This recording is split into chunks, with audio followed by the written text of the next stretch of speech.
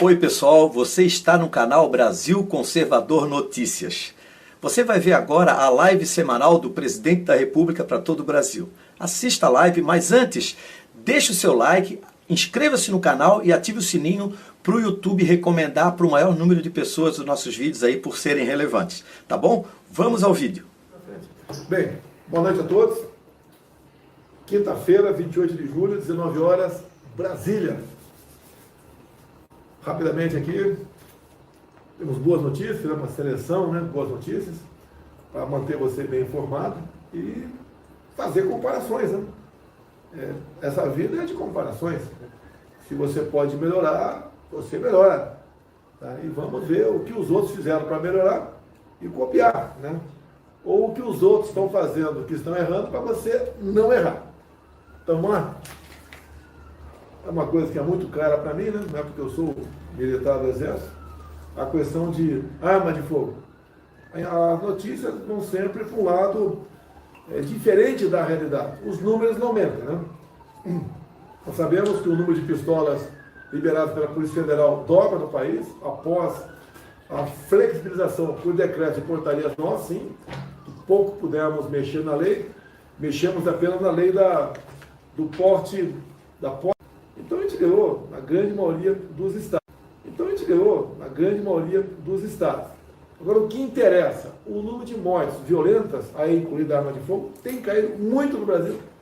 Você pode ver, só em 2016, 61 mil mortes violentas. O ano passado caiu para 41 mil, menos 20 mil mortes violentas. Se tivesse aumentado, a culpa seria minha, da flexibilização da compra de armas, do aumento do número de CACs, etc. Como isso não aconteceu, tá? Eles apenas criticam, mas sem dizer que a consequência direta disso, é a colaboração na diminuição de mortes violentas no Brasil. Tá? E daí vem, não vou falar o nome da figura aí, aquela figura aí que diz que vai resolver a guerra da Ucrânia tomando cerveja, diz que eu estou armando o PCC via CACs.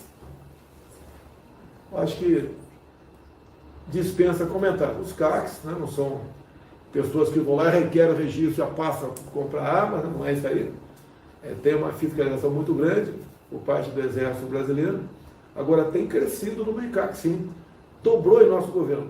Esse ano deve chegar na casa dos 700 mil CACs no Brasil. E o outro lado quer acabar com isso. Os clubes de tiro quer transformar em biblioteca. Que moral tem esse cara para falar isso, que entregou uma educação horrível para nós aqui, depois de 14 anos aqui, à frente do governo federal.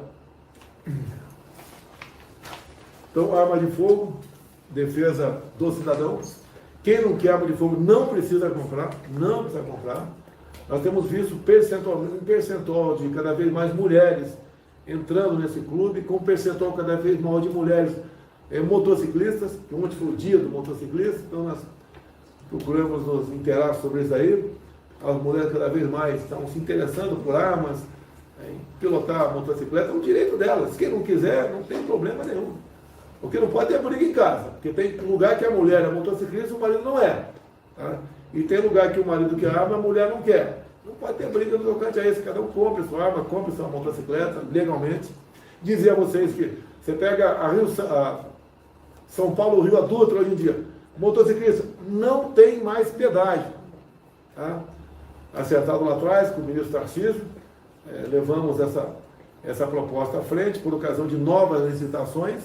Então, em todas as novas licitações, a ideia minha do Tarcísio, que deixou o Ministério agora, para zerar imposto de motocicleta. E olha, uma das consequências diretas dos nossos passeios de moto pelo Brasil, que são totalmente patrocinados pelas próprias pessoas. Veja os dados da Zona Franca de Manaus. O aumento do número de motos produzidas e montadas. Tá? Então, estamos aquecendo a economia aí também via motocicleta. Quando se fala em economia, a gente vai aqui, eu me perdi aqui, não sei. Número da economia. Agora há pouco, o número de hoje. O Brasil cria 308. O Brasil criou agora nesse mês de junho, foi criado no Brasil 278 mil empregos. 278 mil empregos. O trabalho do governo federal é colaborar com quem cria emprego. Porque eu falei outro dia que o governo federal só cria emprego se abre concurso ou cria aquela comissão, o outro lado bateu em mim, não está criando emprego. Quem cria emprego é iniciativa privada, é o empreendedor, tá? É o empresariado, é o micro e pequeno empresário, o pessoal do MEI, esse pessoal cria emprego. O governo federal colabora. E colabora como? Por exemplo, via liberdade econômica, lei da liberdade econômica. Hoje tem muito mais, os jovens hoje em dia estão preocupados, há pouco tempo era a preocupação maior de fazer uma faculdade e um concurso. Hoje em dia já há uma preocupação por parte da juventude, como o Brasil hoje é o 7º país mais digitalizado do mundo, o jovem quer empreender, o jovem é empreendedor. Então, por exemplo, só o mês passado também, criou-se no Brasil 380 mil empresas em apenas um mês. Agora, deixo claro, dá uma pesquisada aí, por exemplo, final de 2010, quantos dias levar para se abrir uma empresa? Final de 2010, levanta aí o Fofuxo. O Fofuxo tem aqui na frente também tem um vuduzinho na frente aqui, levanta aí. Final de 2010, quantos dias levar para abrir uma empresa? Eu digo para você, hoje em dia, em média, um dia, você abriu uma empresa. Então facilita. Você começa de manhã, por exemplo, eu quero criar uma empresa aí. Vai lá no GovBR, outros aplicativos. Final da tarde, a empresa está criada, aí você vai à luta. Então isso aí ajuda, obviamente, a criação de empresas. Nós terminamos 2020 e 2021 com um saldo positivo de quase 3 milhões de novos empregos. Tá? Você pega 2014, 2015, eu não vou falar quem estava na frente do governo naquela época, né? Você vê a capacidade que tem o governo de atrapalhar. O nosso não atrapalha. Lá atrás, atrapalhando, com corrupção, entre outras coisas. Perdeu-se no Brasil 3 milhões de empregos. Só no corrente ano. Já estamos criando, já foi criado no Brasil, um pouco mais de 1.300.000 empregos, só em 22. Então a média aqui está bastante alta, né? Próxima aí a 300 mil empregos por mês. São 10 mil por dia. 166 dias. Então, no final de 2010, levava-se em média 166 dias para você abrir uma empresa. É média. Então, tinha empresa que levava 200, 300, 400 dias, 2 anos. Tá? O nosso governo, a média é um dia. Para ser preciso, um dia e 16 horas. Olha, tá? Vamos lá. Vamos comparar com outros países aqui. A Argentina intensifica controle de preços. Bem, economia errada, pessoal. Controlando o preço já não deu certo no Brasil lá atrás. Já tivemos uma experiência, né, de poucos anos atrás que não deu certo o controle de preço. No primeiro momento, muita gente vibra. Estou pagando aí tal produto tanto. Só que dali a 2, 3, 4 meses, vai começar a faltar o produto. Vai ser vendido no mercado paralelo. Tá? E explode o preço, não dá certo. Não vai ser na marra que você vai consertar a economia. Agora essa economia está dando certo por quê? Paulo Guedes, com a sua equipe ali, partindo para liberdade econômica, né? Liberal, abrir os negócios, não dificultar a vida de quem quer trabalhar. Pega o empresário aí, tá? Veja, por exemplo, as normas regulamentadoras. Tá? Eram milhares de normas regulamentadoras. Cortamos aproximadamente 90% das NRs. Eu sempre digo, até há pouco tempo, chegava um fiscal numa empresa, ia lá no banheiro, tinha 40 e poucos itens para ele observar para multar o dono da empresa. Está na cara que ele recebia uma multa. 40 e poucos itens. Tá? Nós diminuímos para aproximadamente 4 ou 5 itens para multar o banheiro. Então o empresário já sabe que o essencial que tem que ser feito ali, tá?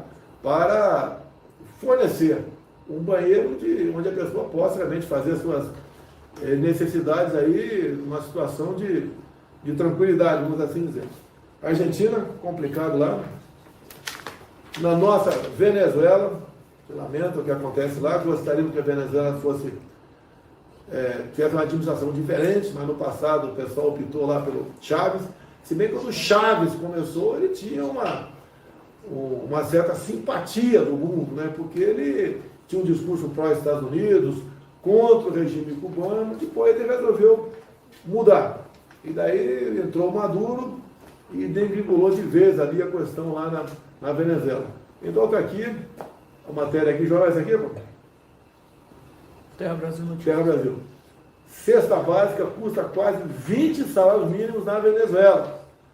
Então o custo de vida aumentou no Brasil, aumentou no mundo todo, mas não nesses níveis. Tá? Você que gosta de animais de estimação, por exemplo. Se tiver alguém na Venezuela, pergunte se lá tem algum cãozinho e gato dando sopa na praça. Não tem, comeram tudo. Fome. Quem tiver recursos, né, tiver um filho, né, que fique falando aí que a esquerda é uma maravilha, manda ele para Roraima ou para Pacaraima, vá lá nos abrigos do Exército, que recebe em média 500 pessoas por dia que vem fugindo a pé da Venezuela, daquele regime de esquerda. Chega em média 15 quilos mais leve no Brasil, né, fugindo da violência e da fome. Agora, o gordo lá, né, nada contra o pessoal mais forte aqui por aí, é o nosso querido aí, Maduro. Tá? Amanda? Quero cumprimentar, né, pelo dia de hoje, os agricultores. Tá, ok? Os agricultores de todo o Brasil. Dizer a todo mundo que o MST parou de agir no Brasil. Agora, como é que eles pararam de agir? Primeiro, a gente cortou dinheiro de ONG, que ia para os caciques do MST, né?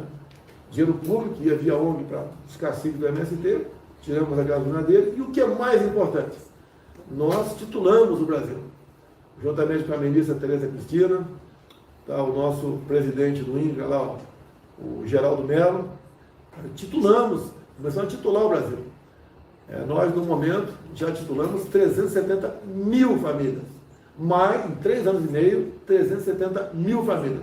Mais do que um período de 2003 a 2015. Muito mais, em 14 anos, nós em 3 anos e meio, panfletamos mais do que em 14 anos de outros governos do passado. Nós demos dignidade ao homem do campo. Então, aquela pessoa que tinha a posse de uma terra, que era escravizada pela liderança do MST, que era obrigada a embarcar em conduções a mais variadas possível para invadir uma terra, não vai mais. Ele passou a ter o título da propriedade, passou a ser cidadão, transformou-se, né, numa pessoa voltada para a agricultura familiar, podendo pegar empréstimo em banco, ter um local certo para vender parte do seu produto. Ele passou a ser amigo do fazendeiro do lado e passou a se preocupar com possíveis invasões na sua terra. Então, olha só no governo FHC lá atrás, que já passou há muito tempo, tínhamos em média uma invasão por dia. No nosso governo, 4 por ano. Uma redução enorme, que nem sente, nem ouve falar mais quase em MST. E dos 370 mil títulos, 90% disso, 350 aproximadamente, né, nós demos para mulheres.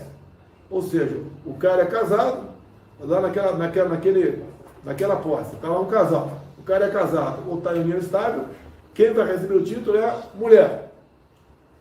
Tá? O homem só recebe se ele for solteiro. Certo? Então, atendendo as mulheres, e nós entendemos que aquela propriedade seria muito mais realmente destinada à família, né? Nós resolvemos aí, juntamente com a ministra Tereza Cristina e o nosso prezado Geraldo Mello, presidente do INCRA, né? Priorizar as mulheres para receber o título da reforma agrária. Vamos lá? Boas notícias, né, também. Mas olha como é que começa a notícia. FMI apresenta perspectivas sombrias para a economia mundial. O Brasil é a exceção. O Brasil realmente vai na contramão disso tudo. Temos inflação em baixa e PIB em alta. Seremos, segundo projeções, seremos dos poucos países com PIB positivo no corrente ano. Vamos lá? Não vamos entrar em combustível ainda não. Tem uma nota de alguns empresários, alguns banqueiros, alguns artistas, né? Pró-democracia. Olha, quem é contra a democracia no Brasil?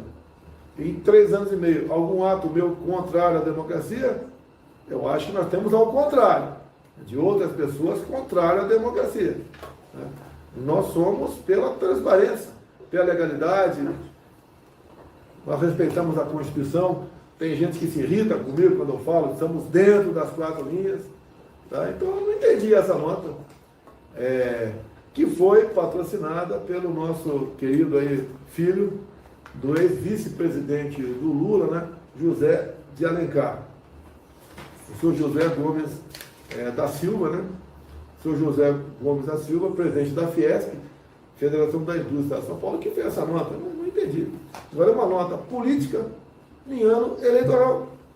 Olha, é melhor democracia com ladrão, né, do que o outro regime com honesto. Agora, qual outro regime com honesto? Que outro regime é esse? Consigo entender? Estou com medo do quê? Se eu estou 3 anos no governo, 3 anos e meio, nunca teve uma palavra minha, uma ação, um gesto, nunca falei em controlar a mídia, em controlar mídias sociais, né, em democratizar a imprensa. Nada. Por que isso aqui? Uma nota política eleitoral por parte que nasceu, lamentavelmente, né, lá na Fiesp, em São Paulo. Se não tivesse o viés político nessa nota, eu assinaria, sem problema nenhum. Mas voltou para o lado de defesa de outro poder. Eu acho que o equilíbrio nos poderes tem que existir. Tá? E nós sabemos por onde é que anda o desequilíbrio aqui no Brasil. As ações estão aí. Não vamos esperar da imprensa verdade sobre isso. Vai falar que a nota é contra, está claramente que é contra a minha pessoa, que é favorável ao ladrão, não vou falar quem é esse ladrão, que endividou em governos outros 900 bilhões de reais a Petrobras, que meteram a mão na Caixa Econômica, no BNDES, ou alguém acha que aqueles 50 milhões num apartamento lá em Salvador, na Bahia, caiu do céu? Veio de alguma estatal. É isso que essa nota está apoiando, né? É melhor estar num país de ladrões, democráticos, segundo eles, do que estar num país de uma pessoa honesta. Qual é a acusação de corrupção contra a minha pessoa? Hoje eu vi um ladrão, né, na televisão, falando que há suspeita de corrupção no governo Bolsonaro. Meu Deus do céu, suspeita de corrupção. Nesse outro governo, é certeza. Tanto é que, por exemplo, a Petrobras pagou mais de 3 bilhões para os Estados Unidos, tendo de vista as roubalheiras aqui na Petrobras, que isso mexe com o valor da ação, a Petrobras está em bolsa aí fora, e esses problemas todos. Os delatores, né, da questão da Petrobras devolveram 6 bilhões de reais, se devolveram para quem roubar? Ninguém vai devolver 6 bilhões, alguns delatores. Se não tiver essa grana, né, fácil. E ninguém tinha poder aquisitivo para ter essa grana toda. Teve o diretor da Petrobras devolvendo 200 milhões de reais. Então essa nota aí serve apenas para politizar o momento. Eu sei que do carinho lá que o José Gomes, né, da Silva tem com seu pai, o nosso ex-vice-presidente José de Alencar, ele é reservista, né, fez tiro de guerra, né, conversava muito com ele, estive aqui por ocasião do velório dele, cumprimentei a família, tudo bem. Mas lamento aqui, o senhor Josué, uma nota tipicamente política eleitoral, tentando levar parte da sociedade para o outro lado. Nós sabemos disso aqui, lamentamos. Tá? A questão do PIX, eu falei a questão do PIX? Falando. PIX, por exemplo, informações que eu tive agora há pouco, no corrente ano, os banqueiros devem deixar de arrecadar em torno de 22 bilhões de reais por PIX. O PIX, todo mundo sabe que não tem taxa. Tá? Então, agora não quer dizer com isso que os banqueiros estão perdendo dinheiro, porque geralmente quando eles estão perdendo dinheiro, eles aumentam taxas, criam outras. Tá? E também, por que não dizer, com o PIX, né, se criou no Brasil mais 6 milhões de novas contas em bancos por aí. E cada conta dá um certo lucro para o banco. Então ele sempre compensa as perdas. Agora, nós, né, com o PIX, que facilitou a vida de muita gente, Nós temos por mês mais de 1 bilhão de transações via Pix no Brasil. Além de tirarmos o dinheiro, facilitamos a vida das pessoas. Muitas vezes uma pessoa quer pegar R$100 aí, 80, 60, não vai mais no caixa eletrônico. Pode ir numa padaria, numa casa de comércio e fazer a transação ali. Até porque é vantagem para a casa de comércio, porque ele não fica com aquele dinheiro guardado ali, que evita um assalto, né? A saidinha do caixa eletrônico também não tem informações aqui, mas deve ter diminuído também, deve ter, não posso garantir, tá? Porque a pessoa agora não precisa mais no caixa eletrônico, que é um local ali de passagem obrigatória para quem vai sacar o dinheiro, e a vagabundagem, né? Fica de olho. Falei vagabundagem, né? Assim como a vagabundagem fica de olho também em roubar um telefone celular para tomar uma cervejinha. É um direito dele, né? Segundo um ladrão aí, é direito dele. A roubar celular, matar inclusive, em troca aí de uma cervejinha.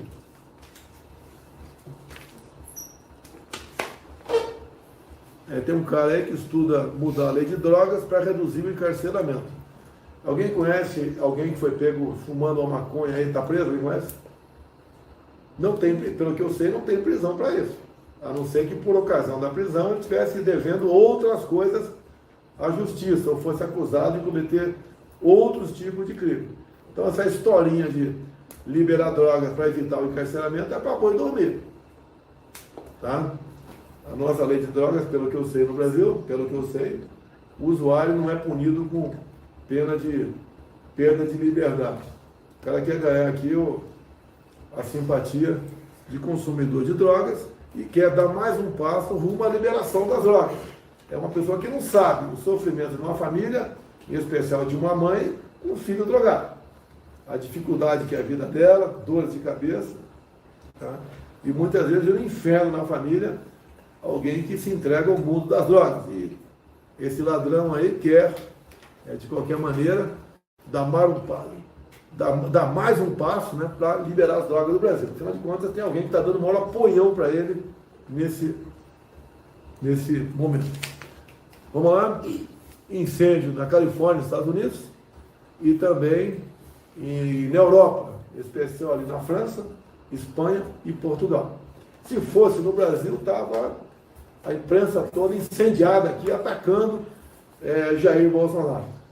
Eu não vou aqui partir para a ironia, porque tem gente morrendo, ou em função de calor, ou da onda de calor, mais pela onda de calor, muita gente morrendo, se lamenta essas mortes, mas o incêndio é uma realidade em países da Europa e dos Estados Unidos que não são exemplo para ninguém de preservação do meio ambiente. O Brasil é um dos países que, é o país que mais, né, que mais preserva as florestas, a sua vegetação natural. 2/3 aproximadamente do Brasil estão preservados. Então, da mesma forma, quando Cabral pisou aqui. Eu não vou falar que esses incêndios estão afetando aqui o clima no Brasil. Agora, quando acontece aqui, se pega fogo no Pantanal Sul-Mato-Grossense, uma parte da região periférica, da região amazônica, aí é um carnaval enorme contra o Brasil. E também dizer, né, que a Europa está voltando a consumir energia de fontes sujas. Já tem países voltando aí ao consumo do carvão. Tá? Nós continuamos sendo exemplo para o mundo. Está aqui ações, projetos do Ministério do Meio Ambiente, tá? Entre outros, começa a sair do papel a tal da eólica offshore, a eólica, né, a estação os cataventos e da costa do Nordeste brasileiro. O nosso potencial já levantado, se pretende chegar a isso tudo, muito com recursos de fora do Brasil, que vão investir aqui, para nós produzirmos de energia na costa do Nordeste, o equivalente a 50 usinas de Itaipu binacional. Então, é o Brasil que demonstra, dando provas que pode confiar em nós despertamos confiança no mundo, o mundo está interessado na gente, dali vai sair o tal de hidrogênio verde, tá? Que vai ser exportado aí para o mundo todo, em especial para a Europa. Ou seja, o Brasil não é mais um país do futuro, é um país do presente. E façam comparações nessas áreas, né, como outras, com outros países do mundo todo, em especial aqui na América do Sul, onde parece cada vez mais estão pintando de vermelho outros países por aqui. Vamos lá? Combustível, entrar daqui a pouco no combustível. Dá uma notícia aqui também. Acabei de ligar para o Tarcísio, peguei informações, né? Trens com 120 vagões começam a operar no Brasil. A área está operando agora entre Rondonópolis e Rubinéia. Rubinéia é São Paulo, é isso mesmo? Eu acho que é São Paulo. São Paulo. Um abraço aí ao Luizão, que jogou no Palmeiras, a sua família é de Rubinéia, São Paulo. Conheci o Luizão, foi vizinho meu lá por um tempo na Barra da Tijuca, quando ele jogava no glorioso Botafogo. Conheci seu pai também. Então, um abraço a todos de Rubinéia. Então, via Ferro Norte, esses trens, super trens, estão circulando entre Rondonópolis e Rubinéia, e depois de Rubinéia até o Porto de Santos, onde entra na malha paulista, né? Quem administra essa parte de baixo aqui, a Rumo, uma empresa, que ela começou a investir mais aqui, dada a prorrogação de concessões pelo Brasil. Então, muita coisa que estava parada, tá? Nós facilitamos, porque conversar com o ministro aqui não é mais num quartinho escuro como antigamente, tá? Se falava em 5%, não sei do que, 6%, 8%, 10%, não tem mais conversa em quarto escuro, nem sala-cofre, não tem conversa em sala-cofre aqui no nosso governo, de modo que o pessoal acredita e investe. Sem falar que já temos no Ministério da Infraestrutura pedido de concessões, né, para se fazer o equivalente a 20 mil quilômetros de ferrovia no Brasil. São mais ou menos 80 contratos, são empresários, iniciativa privada, não tem dinheiro público, até porque não temos dinheiro, temos um teto de gasto, né? E vão fazer essas obras. Da nossa parte, nós facilitamos as licenças. Em falar em licença ambiental, tá? Uma boa notícia, né? Não é uma notícia completa ainda, mas a parte de uma boa notícia para o pessoal de Porto Velho e Manaus, né? Por que não dizer, Rondônia e Amazonas, né? A BR-319 está 15 anos esperando uma licença do IBAMA. Hoje foi dado uma licença prévia, tem o número dela, 672 de 2022, para o asfaltamento dos 405 quilômetros restantes da BR-319. Então a BR-319 tem mais ou menos 450 quilômetros, 50 estão sendo feitos, tá? E agora a licença para os restantes 400 quilômetros foi autorizado pelo IBAMA. Então a gente espera que brevemente, tem mais uma licença no meio do caminho ainda, o nosso DENIT possa começar a licitar, a trabalhar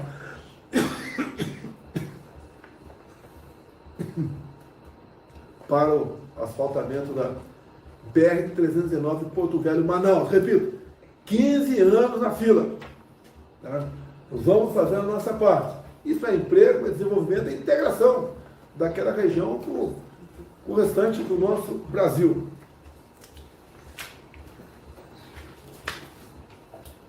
Aqui o que é EN Negócio? A imprensa aqui, tá? O Brasil deve ganhar no Nordeste a primeira fábrica de hidrogênio verde, tá? A Unigel vai investir cerca de 650 milhões. Isso, obviamente, substitui aí os combustíveis fósseis. Quanto ao nosso Flamengo, você sabe que eu sou palmeirense, né? Vamos ser bicampeão mundial no final do ano. O Palmeiras vai ser bicampeão no final do ano. No Rio adotei o Botafogo, mas tem o pleito do Flamengo, que é um estádio para chamar de seu. Então a Caixa Econômica não é minha Caixa Econômica, né? Eu que indico lá o presidente, como está a Dani agora, o presidente da Caixa Econômica Federal. E tem uma área no Rio, do lado da rodoviária, o rodoviário do Rio, que chama-se gasômetro, tem mais uma área militar do lado, e a Caixa Econômica estava estudando a viabilidade técnica financeira para passar essa área para o Flamengo. Tem algum custo no Flamengo, né? Isso aí está sendo negociado, espero que dê certo. Dando certo, a gente brevemente aí vamos começar a construir aí o Ninho do Urubu, é isso mesmo? É isso mesmo? Tem quantos flamenguistas aí? 1, 2? Só 2? 3 flamenguistas? Qual é o time? Fortaleza. Fortaleza. Fluminense. Tá na zona de rebaixamento? Não, mas vai sair, Tá? Caixa. Fluminense? Fluminense. Tá lá em cima, hein? Tá Fusão bom, tá lá em vai. cima. Cadê o time? Palmeiras. Seus. Deu estabilidade aqui da presidência, deu um pouco ali, o Palmeirense ali. Então, vamos atender o Flamengo. O Flamengo realmente. Ainda bem que tem rivalidade. Imagina se o seu time ganha tudo, não tem graça. Né? Ainda bem que tem rivalidade. E isso aqui é investimento também. Tá? E numa área extremamente privilegiada, fica perto ali da Zona Sul toda, né? E também tem a Estrada de Ferro e tem a Vida Brasil, que traz ali o pessoal da Baixada para a rodoviária Novo Rio. Então, se sair aí essa área, né, o nosso gasômetro para o Flamengo, se a Caixa Econômica viabilizar esse estudo, eu acho que todo mundo ganha. Até a Caixa ganha, porque é um terreno que está parado lá. E do lado tem algumas unidades do Exército Brasileiro, eu já conversei com o comandante do Exército, ele já temos prévio estudo também. Se sair essa viabilidade com o gasômetro, ali do lado das unidades do Exército, a gente pode ver, a gente pode aqui colaborar cedendo parte desse terreno para que o Flamengo tenha um estádio realmente para, com todo respeito ao meu querido glorioso Botafogo, né, fazer inveja para todo mundo. E não é apenas, com toda certeza, se isso for acertado, se for ampliado o terreno com áreas do Exército Brasileiro. Vai ser um local que não é apenas para jogo de futebol, está na cara. Vai ser ali um shopping Flamengo, com toda certeza. O Brasil vai dobrar a sua capacidade de geração de energia solar no corrente ano, tá? Com a participação do governo. Muita coisa aqui, a grande parte é iniciativa privada. Quem cria emprego é iniciativa privada. Nós facilitamos. Nós não conversamos em sala cofre, nem sala escura com empresário nenhum. É jogo aberto. Tá? Denúncia e corrupção apareceu aí, mas não vai para frente. Tá? Não vai para frente. Vai apurar o quê? Olha o vexame que foi a CPI da Covid. Vexame. Até pelo padrão do tal do G7, né? Imagine Renan Calheiros, tem alguma moral para investigar alguém? Omar Aziz, tem moral para investigar um ladrão de galinha? Nada. Né? O nosso querido lá, o saltitante, não dando, outro senador lá do Amapá, que combatia a corrupção, de repente, estava do lado do time, onde o Renan falou, né, quando o pessoal apresentou um requerimento para apurar o desvio de 50 milhões do consórcio Nordeste, que foi gasto dinheiro, foi pago, e não receberam um só respirador. Imagine quanta gente morreu no Nordeste asfixiada por falta de ar. E esse pessoal do G7, Renan, Omar, né, Randolph, né, nessa CPI, o nosso querido Renan falou, não estamos aqui para apurar desvio de recursos. Eu sabia, né?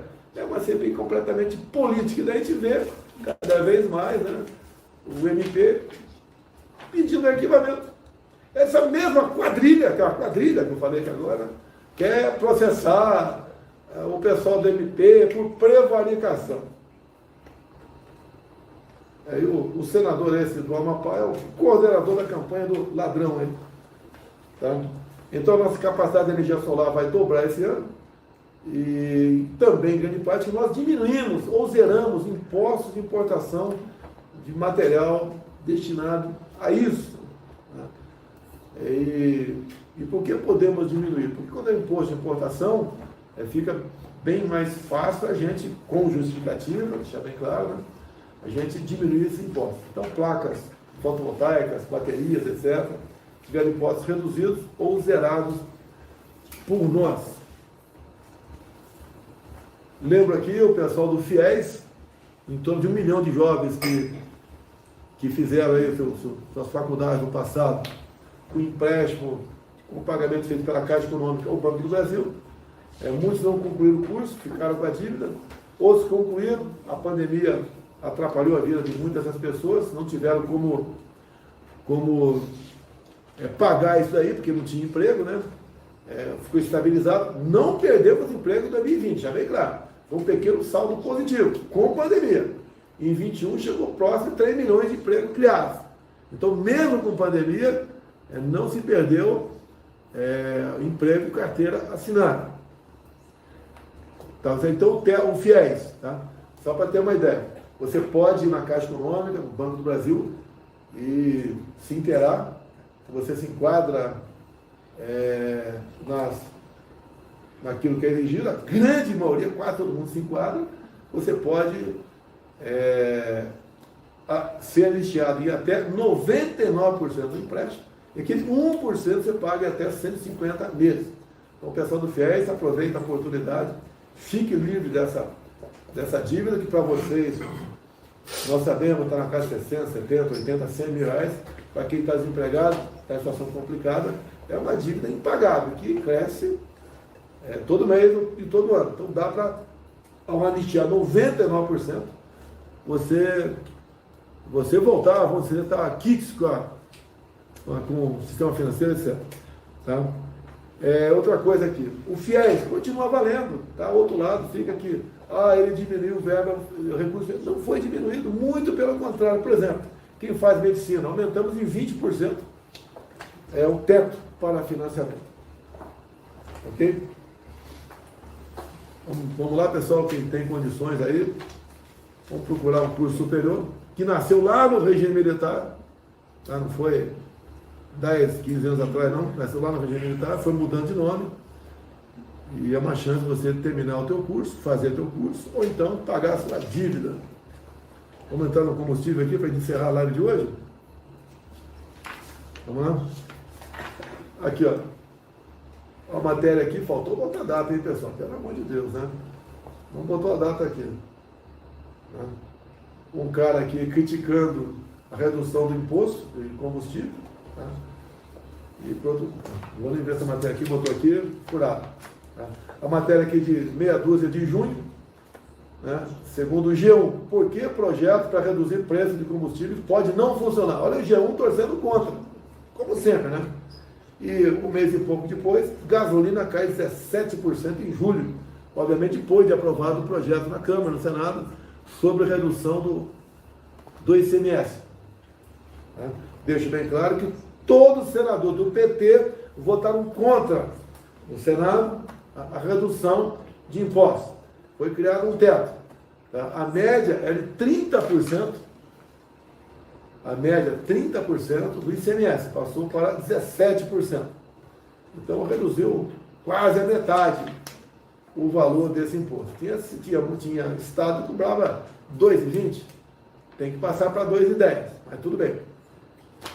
Então deu certo. Eu agradeço a Câmara, agradeço o Senado, agradeço o Arthur Lira, que foi o grande batalhador dessa proposta dentro do Parlamento brasileiro. Cada vez mais temos notícia, né, da queda do preço de combustível pelo Brasil. O preço da gasolina já está abaixo da média mundial. Isso influencia, obviamente, na inflação. Devemos ter deflação, inflação negativa, nesse mês de julho e talvez em agosto também. Agora vamos lá. Vamos lá. Combustíveis. Né? Tem um decreto nosso que na nota fiscal do preço do combustível tem que ter o valor do preço praticado em 22 de junho, que foi a data da promulgação da legislação que interessava para todos nós. Então, deve estar fixado no posto de gasolina, né? Deve estar, nunca eu fui aqui em Brasília, estava fixado, ou então está na nota fiscal. Eu peço que vocês nos ajudem. Tá? Guarde notas fiscais, abasteça e guarde notas fiscais. Por exemplo, hoje foi anunciado mais uma redução do preço da gasolina nas refinarias. A semana passada foi anunciado menos 20 centavos, essa semana menos 15 centavos. Então, no prazo de uma semana, a gasolina baixou na refinaria 35 centavos. Então, presta atenção, se puder anotar aí, eu agradeço aí. Você hoje, tá? Você na refinaria, o preço médio está R$ 3,71. Anota lá, preço médio da refinaria, R$ 3,71. Impostos federais, zero. Eu não cobro mais imposto federal de combustíveis aqui no Brasil. O cobrado pelos postos, né, de vocês, para pagar a margem de lucro do dono do posto e também o frete. Segundo a Petrobras, está em média 74 centavos. Então, está lá Distribuidora, o caminhão tanque, mais posto de gasolina, cobra na gasolina 74 centavos em média do preço da gasolina de vocês. Certo? Agora vem o tal do ICMS. Né? Como calcular o ICMS? Ele é bitributado ainda, um dia vai chegar lá. Tá? O ICMS foi para 17%. Ok? 17%? Tá aí? O que você tem que fazer? No preço da bomba, o total lá embaixo, você bota o preço da bomba. Eu não sei quanto é que está. R$100. Bota lá R$100 aqui. Por exemplo, 6,50, 5,50. Você bota o preço lá. Daí você aplica 17% em cima do preço total. Vai dar um valor aqui em cima, nessa outra casa aqui que tá em branco. Tá? E você vai ver se o preço, então,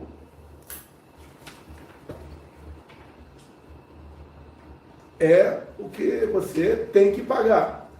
Eu sou capaz de apostar. Se você botar 17% do preço total aqui embaixo, que eles cobram, os governadores cobram 17% do preço da bomba. Ok?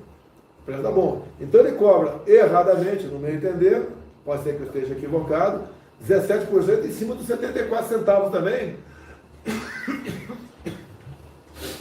que é o cobrado da distribuidora e revendedora. Não tem que cobrar ICMS em cima do preço do lucro do dono do posto, ou do lucro, né? Ou do gasto, do lucro da distribuidora. Você bota 17%, o preço total está aqui embaixo, você vai ver no posto, bota 17% e bota o valor aqui. Você vai ver que essa soma aqui vai estar errada. Então isso que vai faltar é o que tinha que estar sendo cobrado a menos no posto de combustível. A culpa é de quem? No meu entender, é do Estado. Tá? Mas essa diferença está ficando com alguém. E toda e qualquer diferença tem que ficar com você, consumidor. Então está uma fórmula simples, guarde notas fiscais, pode ser que no futuro tenha alguém buscando ajuizar ações na justiça, né, obviamente, contra aí quem de direito, e você tem como numa ação coletiva, aí não sei, faz um acordo com o advogado, né? Taxa de sucesso, não sei como é que é esse negócio aí, e você busca recuperar isso aí. Né? Tivemos notícia de um estado que, de ontem para hoje, não vou falar qual estado que é, aumentou em quase média não, 30 centavos o preço da gasolina, e passou a ser um preço igual em grande parte do estado. Isso é cartel. Fiscalização para cima dele. Já estava a nossa pressão na rua, fiscalização para cima dele. Se configurar cartel, multa. Agora, essa conta aqui vocês têm que nos ajudar a fazer. Tá? Entendido? Mais uma coisa? Podemos encerrar? Okay. Atualmente, 101 mil pessoas nos assistindo. Somos Facebook, Instagram, YouTube, TikTok. Tá? A Jovem Pan não tem mais o sinal nosso, tem universalização eleitoral. E quando você terminar de nos assistir aqui, que está acabando, bote na Jovem Pan, 576, ou no Google, né? Bota Pingo nos Is, e o pessoal assiste, né? Não reproduz aqui por questão da lei eleitoral, alguém assiste e faz algum comentário. Eu também vou fazer com você, Jovem Pan agora, 576, ou em deslocamento via Google, né? É isso mesmo? YouTube. E a gente... Oi? YouTube? Pra gente se atualizar aqui. Se eu errar alguma coisa, eu retifico a semana que vem. Isso aqui é muito importante, pessoal. Acompanhe o preço, médio 3,71 na refinaria, impostos federais zero, distribuidor e revenda, aqui em média 20%, 74 centavos, ICMS, a grande interrogação. Aí você bota aqui no final que o preço total cobrado na bomba de combustível, e você vai ver que tem um espaço aqui, o que está faltando para chegar no final está ficando nas mãos de pessoas que não devia ficar. Tinha que ficar com você, consumidor. Deixa claro também que a questão do teto aprovado, onde todo senador do PT for contar no Senado, você vai ver que a tua conta de energia elétrica também vai diminuir. Tem estado que vai 25%, 30%, 35%, ICMS da energia elétrica vai passar para 17%, já esse mês. Então vai cair bastante também a conta de energia elétrica. A mesma coisa o teu telefone celular. Vê lá na notinha que chega para você pagar, tem lá ICMS, 30%, 25%. Vai cair para 17%. Vai diminuir esse valor. a gente pede que vocês nos ajudem a fiscalizar. Ok? Quem usa internet também. Quem usa internet também. Tá no bolo. Vai pagar menos também. Ok? Podemos encerrar? Vou agora na... Onde é que eu vou daqui a pouco? 8 horas? Centro de Convenções aqui em Brasília. Está lá o bispo JB. Tá um evento evangélico. O pastor, né? JB é pastor ou é bispo? Pastor? Tá, pastor JB, o convidado, JB. Deve ser João Batista, né? Eu sou Jair Bolsonaro, todo JB é gente fina, com G, não é com J. E vamos tocar a nossa vida, fazer a nossa parte, pedindo a Deus que ilumine o nosso Brasil e que faça com que o seu povo não sinta as consequências, as dores do comunismo. E quem defende o comunismo, né, são os comunistas em nome da democracia. Tá? E a gente vê carta à democracia. Né? Tem gente do PCdoB favorável a essa carta. É sinal que tem alguma coisa errada nessa carta. Boa noite a todos. Depois de você ter visto esse vídeo, não esqueça, inscreva-se no canal, ative o sininho para ajudar a gente a fazer o canal crescer e deixe o seu like. Tá bom? Até o próximo vídeo. Grande abraço.